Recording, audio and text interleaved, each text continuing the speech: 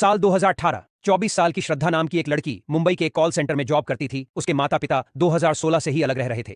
वही call centre में उसकी मुलाकात आफताब पूनावाला नाम के एक मुस्लिम लड़के से हुई। धीरे धीरे समय के साथ दोनों के बीच करीबियां बढ़ती गई और वे एक दूसरे से प्यार करने लगे। श्रद्धा के घर वाले आफताब को पसंद नहीं करते थे, लेकिन श्रद्धा ने उनकी एक ना सुनी और साल 2019 में दोनों लिव इन रिलेशनशिप में रहने लगे। श्रद्धा और उसके पिता की वजह से उसकी मां टेंशन में रहने लगी और जनवरी 2020 में उनकी डेथ हो गई।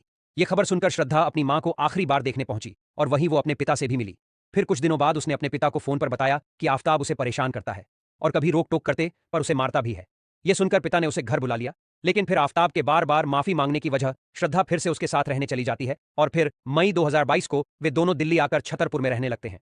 दिल्ली जाने के कुछ ही दिनों बाद उसके पिता का उससे कांटेक्ट टूट जाता है और फिर वो आफताब को भी कॉल करते हैं, लेकिन उसका फोन स्विच ऑफ आता है और आखिर में उसके पिता पुलिस का सहारा लेते हैं और अपनी लड़की की मिसिंग की रिपोर्ट दर्ज कराते हैं।